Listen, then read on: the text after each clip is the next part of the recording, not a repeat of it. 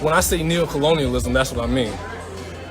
It's funny, Sarah Pagula said black figurehead, and that's literally the definition. When you use a black figurehead to push a white agenda and then hide behind that black figurehead to get your agenda accomplished.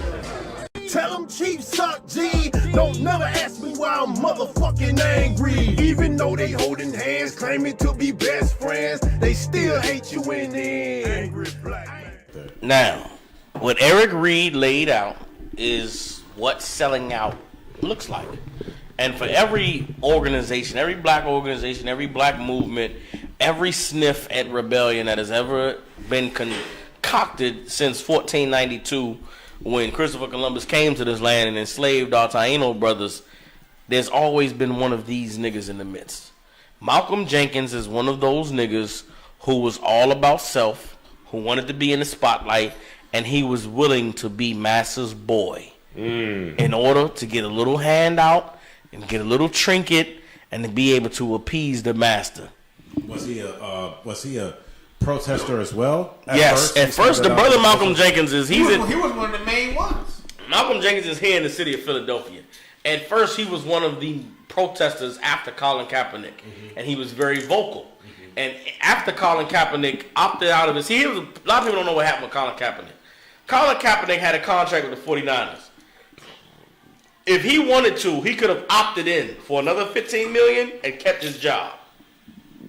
If 49ers would have got rid of him, they would have had to still pay him his $15 million. Right. Colin Kaepernick, after protesting for a whole season, opted out of his contract because he wanted to get a better opportunity with a better team. He willingly left $15 million and said, I'm going to go negotiate and get a better contract. He opted out of his contract with the 49ers. No other team gave him a contract. Okay. That's where he started his collusion lawsuit, saying it must be y'all agreed to not hire me because I'm better than half the motherfuckers that's playing. The following year, while Kaepernick was not hired, Eric Reid, who was his teammate on the 49ers, kept kneeling. He kept the Players Coalition going. The Players Coalition was formed with Colin Kaepernick, with players who agreed with him.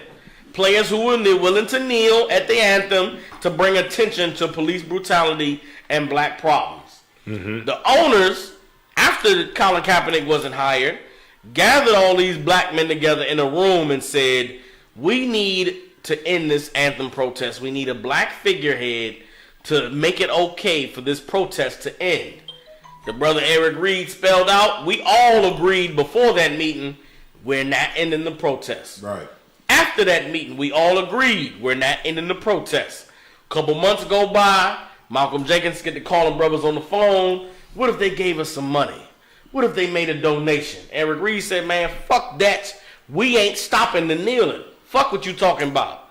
The nigga Malcolm Jenkins behind everybody's back is making deals with the owners, doing doing some negotiating. Right. They come up with a $90 million number. The NFL says, we'll give $90 million to the charities if y'all stop kneeling. Eric Reid hears that and says, they can give us the money, but I'm still going to kneel. Then they asked him the details about the $90 million. How did $90 million come about? Where it's going to come from? Eric Reid explained that the owner said, all right, we're going to take money from the breast cancer awareness. We're going to take money from the support the troops to support your movement. If they would have accepted that, guess what? It would have made the protest, it would have made the black players look bad because money's not going to breast cancer. Money's not going to support the troops because it's going to niggas. Right. They was wise enough to say, nah, we ain't taking that deal. Then the owner said, okay, we'll put up the $90 million, but you will match whatever money the players raise. So they said, all right, we'll raise the money. He said, I'm in San Francisco. I'm in Silicon Valley. I'll go to Facebook. I'll go to the internet. I'll fundraise money. Owner said, oh, no, nigga, you can't fundraise. The money got to come from your pocket. You put up $1, we put up $1. They negotiated, all right, no sweat. Then the owner, I guess somebody said, I'll put up $1 million. The owner said, no. The most a player can put up is $5,000. Now, you can't fundraise. You can't go to the world for donations.